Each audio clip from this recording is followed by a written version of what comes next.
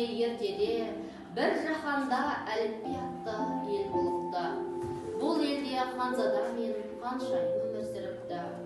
Олар елдің орталығына алма ағашының көшетін отырғызыпты. Оны күтіп баптапты. Күтімі жақсы болған алма ағашының тамыры тереңге жайып, бойы көкке шарлап түседі. Алайда алма ағаштарына ханзада мен ханшайымның көңілі толмайды. Өйткені оның себебі де бар еді. Ал бұл қандай себеп екен?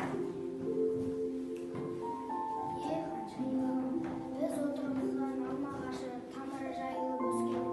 Неге жеміс бермейді? Ханзада, мұның да бір себебі болар-ау. Уа ханшайым мен ханзада, маған күннің жылуы да, суы да бар. Бірақ жемістерім неге жоқ екенін өзім де түсінбеймін.